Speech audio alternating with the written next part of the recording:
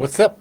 Joshua Young's The American Machine with today's Momentum Minute. We're going to do it live today. I'm going to do a live version.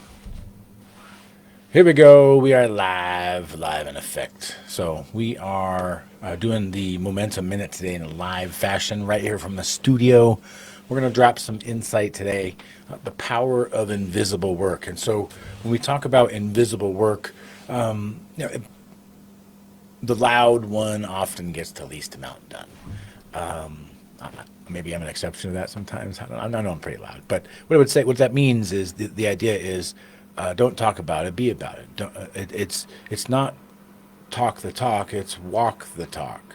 And when you walk the talk, you do it consistently, quietly in the shadows, and when no one's watching. And the consistency that you bring in that kind of scenario really opens up doors for us to really start to build that actual momentum. The momentum comes from the small little things. It's like riding a bike. Momentum comes from all the pedaling. It's the conglomerate effect of all of the pedaling combined, and or whether you're going on flat land, uphill, downhill, right? Just like in business or life, sometimes growth feels like we're rolling downhill, sometimes it feels like we're on flat land, sometimes it feels like we're going uphill or against the grain, right? Upstream, if you will. And so, the habits that you build when no one watching. So for me, I'm an extremely habitual creature, and whatever habits I just, good or bad, I'm gonna go all in on it. And I know that about myself. Other people aren't built that way, and so you got to know that about yourself. Be honest and authentic with yourself. True growth comes when you can really analyze yourself. What are my strengths? What are my weaknesses? And how do I either work on my weaknesses to make them become stronger and minimize their effect, and or how do I put myself in a position to avoid my weaknesses so I stay in a position of strength and in an opportunity of strength. And that's where confidence comes from. It's from that consistent, repeated result that you get by putting out some type of effort, right? And so greatness is built in the invisible hours, late night planning, early morning prep, follow up messages that you don't brag about, dialing in when you could be doing something else, instead of watching the big game on the weekend, doing something else, some things like that. Spotlight finally hits us. It only reviews what you built in the dark, right? So when we finally get put on stage and we finally start to talk about it, some are more loud than others, some are more proud than others. And there's nothing wrong if you're quietly crushing it, okay? There's also nothing wrong if someone's loudly crushing it, for the matter, right? Some people are different about how proud they are of what they do and how they get recognition. Some people feed off of that, and it's part of the payoff. There's nothing wrong with part of the payoff being the admiration and adoration of others, understanding and respecting the effort and sacrifices that were made that, frankly, most people aren't willing to make. That's why people that do things at a high level are adored and or admired and or idolized. It's because they're willing to do things that the normal person or most people aren't willing to do. This is where the power of invisible work. You didn't see the millions and millions of shots that Steph Curry took throughout his life before you even heard his name the first time. Granted, he had some advantages, right? Having a dad who was already in the NBA before him, having access to different resources. But still, there's plenty of people throughout history. Michael Jordan's son is an example, that have had as much opportunity as you can give a human being, and they still didn't exceed and perform at the top 1% level. So it comes down to the internal desire and fire of what is motivating you, the why that is pulling you, right? Why am I doing this? What am I shooting for, et cetera? And then the fire you put behind you is more important. The point of pain moves you, pushes you to take action, where other points of pleasure are going to pull you. And you being pushed is way easier than being pulled. If you think about tug of war versus someone pushing you without you knowing about it, right? And so when the spotlight finally hits us, again, that's when we reveal what we built in the dark. Like when it's time to perform, when the game time comes, we're going to find out just how much practice you put in.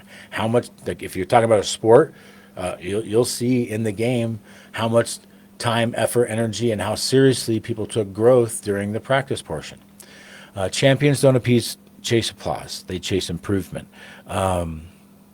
It's the applause that you get, the awards, the accolades, the payoff, the money, whatever the rewards that you're chasing after are a byproduct of your personal development improvement. The person that I was in 2018, the reason I wasn't as successful and productive then as I am now, even though I'm doing the same opportunity, and technically it was probably easier back then, same opportunity, but I'm more productive now. Why?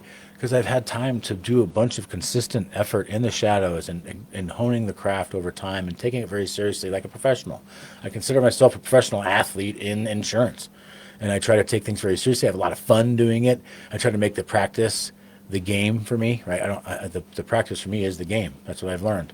The reps that you get in this, role playing and all that's really good, but it doesn't, just like a practice, doesn't simulate the game. It only can simulate situations, right? And that's what you got to talk about with practice. Simulate situations, not the game itself.